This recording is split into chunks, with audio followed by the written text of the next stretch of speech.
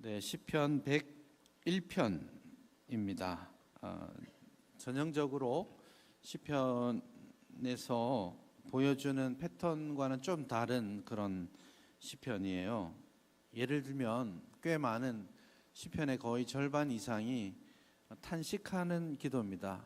왜요, 하나님? 언제까지 내 대적들이 이러면서 탄식하는 기도가 시편의 절반 이상을 차지하고 있고요. 그 외에는 찬양도 있고 왕의 노래도 있고 이런데요. 주로 그런 것들은 찬양합니다 혹은 어떻게 하라, 찬양하라 명령하거나 그런 내용들이 많은데, 사실 오늘 이 본문은 놀랍게도 하라는 말은 거의 등장하지 않고 1인칭으로만 표현합니다. 하겠습니다 라는 일종의 서약, 결단 그런 내용이 오늘 본문 안에 들어 있습니다. 그래서 여기 1절부터 내가 인자와 정의를 노래하겠습니다, 이런 것처럼 내가 어떻게 하겠습니다 라는 게 12번 이상 나와요, 이 짧은 본문 안에. 그래서 이 본문은 굉장히 독특하게도 다윗의 시인데 어떻게 하겠노라고 다짐하고 결단하고 하나님 앞에 자신을 세우려는 그런 본문이라고 할 수 있겠습니다. 이게 여러분 시편이라는 것이 하나의 그 구조를 좀 가지고 있습니다. 시편 이게 이제 제4권에 해당되는데요. 제4권은 시편의 아주 중요한 핵심 메시지를 전달하는 부분입니다. 100편까지가 시편의 가장 중요한 메시지를 전달하는데, 그 시편의 가장 중요한 주제고, 제가 볼 때 성경에서 가장 중요한 주제를 명시적으로 선포하고 있는데, 그게 뭐냐면 저겁니다. 여기 붙여놨죠.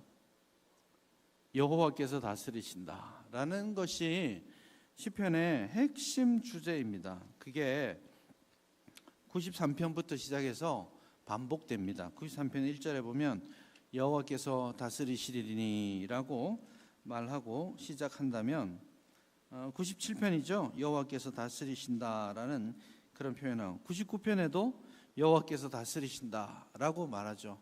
여호와께서 다스린다, 이게 가장 중요한 성경의 가르침이고 우리가 한순간도 잊지 않아야 될 가치라고 할 수 있습니다. 그래서 여기다가 박아놓고, 이 강대상 앞에 히브리어가 있죠. 잘 못 읽는 거, 요것도 지금 여기서 말하고 있는 여호와께서 다스리시리니의 문장을 두 글자로 갖다 놓은 겁니다. 그러니까 하나님께서 다스리신다라는 것이 시편에 있어서 다윗 왕국이 멸망하고 절망에 빠져 있던 그 순간에 모세가, 시편 90편입니다. 모세가 등장해서 새로운 말씀을 선언하고 그 이후로 각성하고 있는 겁니다. 여호와께서 다스리신다. 이 고백을 마치 점점 목소리를 키워가면서 93편서부터 100편에 이르기까지 쭉 크게 외치다가 시편 100편에 온 땅이여 와가지고 하나님을 찬양하자는 선언을 합니다. 그리고 나서 시편 101편이 온 거예요. 시편 101편은 누구의 시죠? 다윗의 시입니다. 사실 시편 4권에서 다윗의 시가 여기서 처음 등장하거든요. 그러니까 다윗 왕조의 멸망은 시편 89편에서 끝났습니다. 절망 가운데 89편이 노래하고 끝나거든요. 그리고 나서 다윗이 오랜 시간 침묵하다가 등장합니다. 그리고 자기가 왕으로서 선언하고 있는데, 예를 들면 신년이 되고 또 즉위식을 하고 이런 순간이 올 때, 매년 기념일이 되고 하면 보통은 주변의 나라들이 왕의 위대함, 왕이 얼마나 잘하고 있는지 이런 것들을 찬양하는 것으로 이제 그 행사를 치르거든요, 고대 근동에서는. 그런데 오늘 시편 101편은 마치 다윗이 즉위하는 그 자리에 처음으로 다시 등장하는 자리인데 나의 위대함, 내가 얼마나 잘하고 있느냐, 이게 아니고요. 다윗은 여호와께서 다스리시기 때문에 나도 우리도 모두 여호와 앞에 결단하자.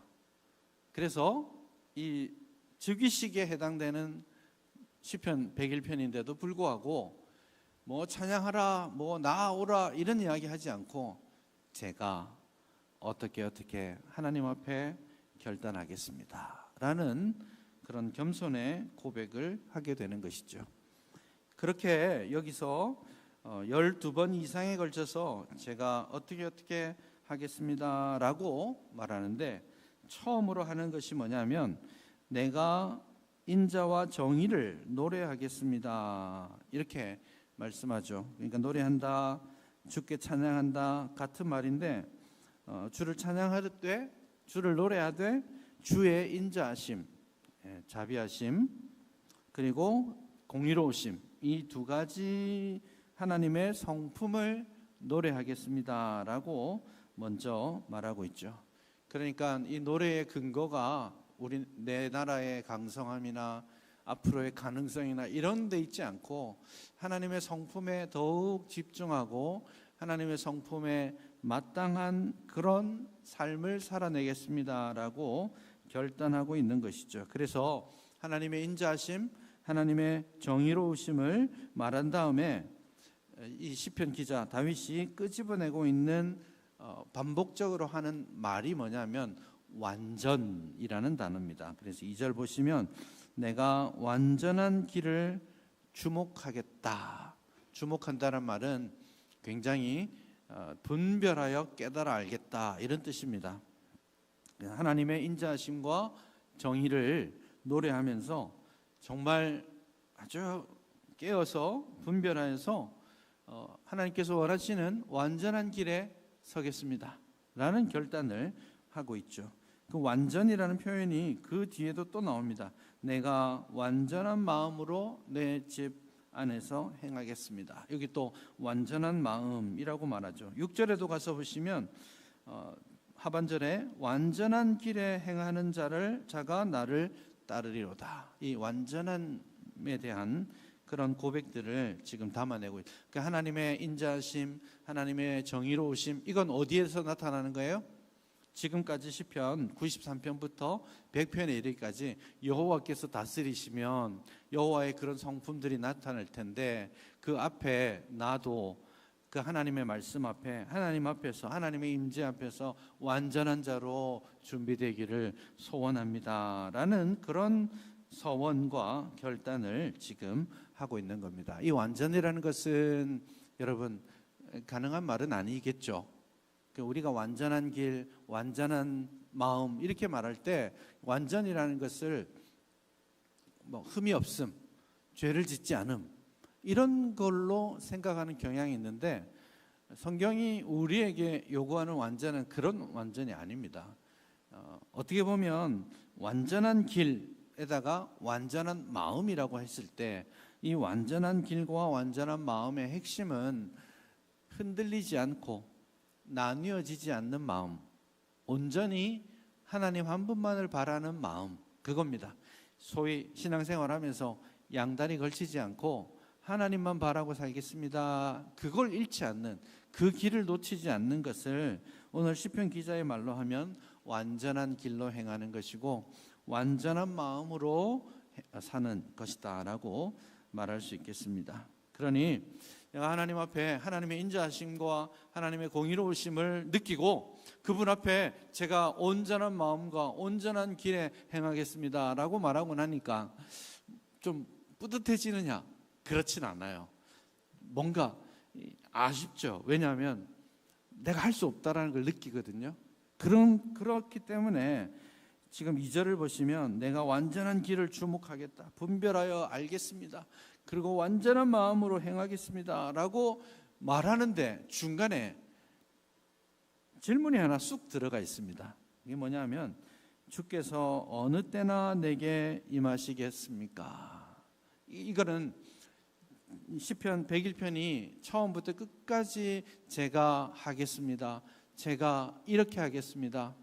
긍정적인 맥락, 부정적인 맥락에서 쭉 말씀하지만 유일하게 하나 딱 완전한 길, 완전한 마음을 고백하는 그 중간에 어느 때 주께서 나에게 오시겠습니까? 라고 말합니다. 그게 무슨 의도냐면 주님이 오셔서 주님의 임재하심이 있을 때 가능하지, 내가 완전한 마음, 완전한 길 준비하고 노력하면 이루어지는 길이 아닌 거예요.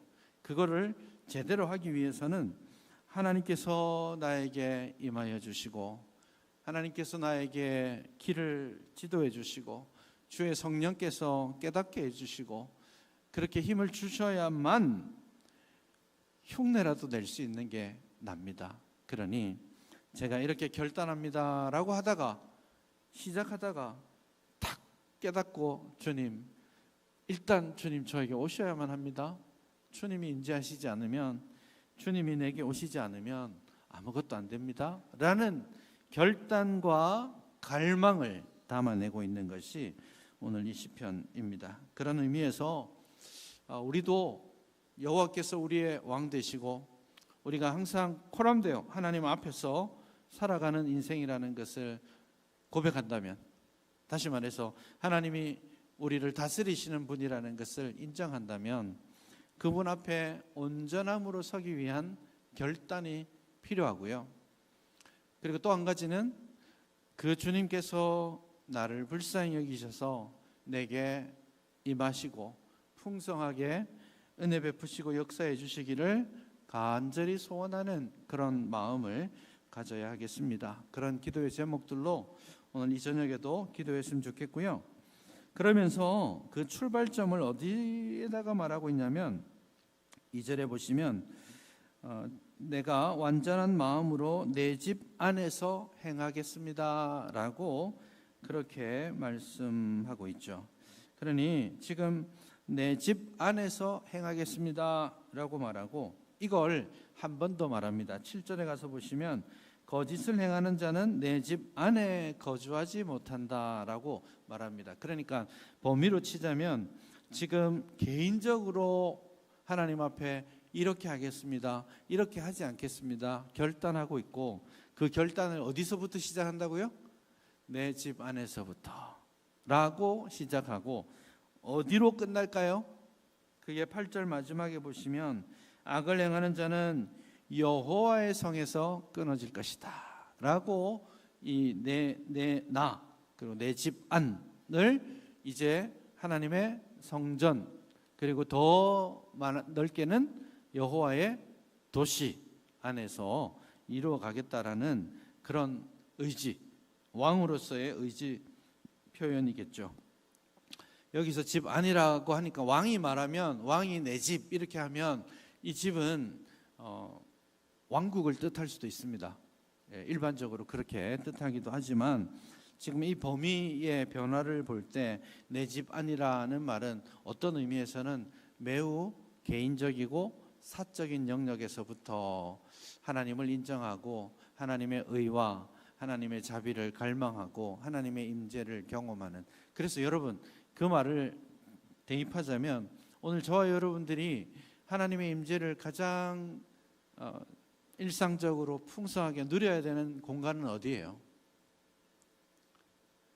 교회가 아니고 집입니다. 교회는 뭐 며칠에 한 번씩 매일 오시는 분도 계시긴 하지만 어쨌든 예배라는 특징을 가지고는 주일에 오고 수요일에 오고 금요일에 오고 뭐 이 정도 큰 틀에서는 그렇게 움직여 가고 있는데, 그럼 오늘 성경은 교회에서 하나님의 임재를 경험하고 하나님 앞에 결단하는 거 어려운 일 아니잖아요. 우리 교회 금요일에 왔으니까 일단 왔다라는 말은 의지를 가지고 있는 거예요. 다른 사람보다 오늘 기도하러 와야지 그런 의지도 있고, 또 그런 사람들이 왔기 때문에 오늘 만나면 그냥 오랜만에 죄송합니다 사투리 써서 그런데 한 따까리 할까 이렇게 만나는 게 아니잖아요. 오면 반가워요 집사님 권사님 잘 지내셨죠? 뭐 이렇게 사랑하고 안아줄 준비가 되어 있는 만남이잖아요. 네, 교회에서는 다 대체로 괜찮습니다. 그런 면에서는 웃으면서 대화할 준비도 돼 있고, 예배할 때 기도하자고 할 때 기도할 준비도 돼 있지만, 근데 다윗은 지금 어디서부터 그걸 출발하기를 원하느냐면 집에서, 우리가 집에서 혼자 있을 때, 아무도 보는 이가 없을 때, 그때도 내 생각이, 내 눈이 하나님께 고정되어 있는가, 하나님을 인식하면서 하나님의 임재를 사모하고 있는가. 어쩌면 집에 아무도 없을 때 혼자 하고 있는 그건 하나님이 좀 안 보아주셔도 괜찮을 만한 그런 상황 가운데 있지는 않은가. 그러면서도 교회 와서는, 공동체 예배 가운데서는 하나님의 임재를 바랍니다라고 고백하고 있는 것은 아닌가.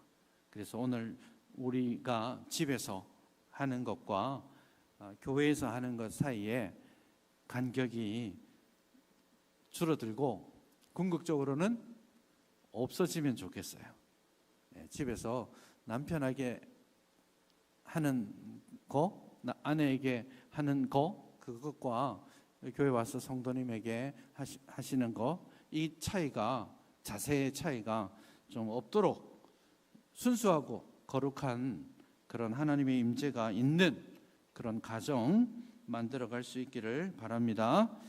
그렇게 내가 집 안에서부터, 내 사적인 영역에서부터, 내가 혼자 있을 때부터 하나님의 임재를 사모하고, 또 하나님께서 원하시는 길을 가겠습니다라고 결단하기 때문에 오늘 시편 101편은 그 결단을 어떤 식으로 표현하고 있느냐면 굉장히 감각적으로 표현해요. 그래서 오늘 본문에 보시면 마음이라는 말도 계속 나오죠.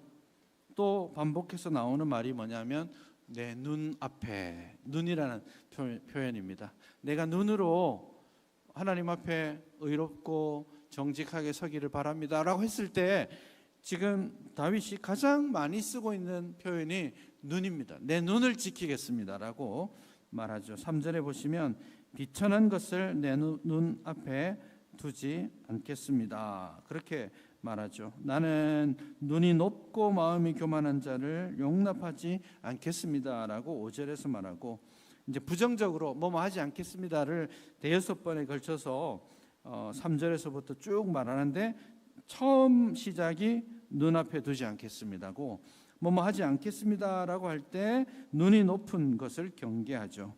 그리고 6절에서부터는 제가 이제는 이렇게 하겠습니다라고 말할 때도 제일 먼저 뭘 말해요? 내 눈이, 이렇게 말합니다.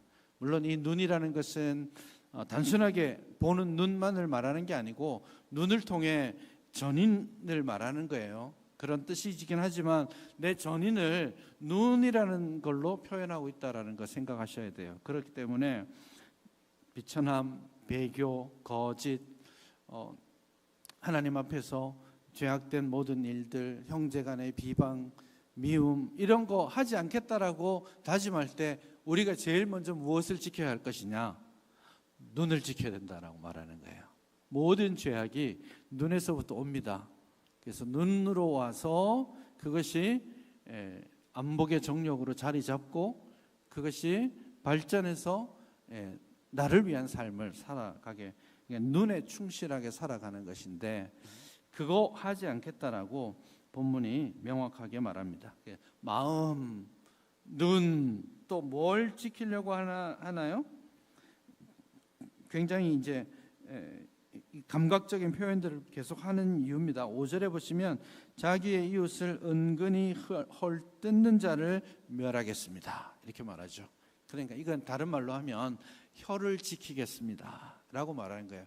지금 이게 자기가 사적인 영역에서부터 도시에 이르기까지 하나님의 의를 이루기 위한 결단을 하고 있고, 그 결단을 함에 있어서 내 눈과 내 혀와 내 마음을 지켜서 하나님 앞에 충성되게 서겠습니다라고 그렇게 다짐하게 되는 것이죠.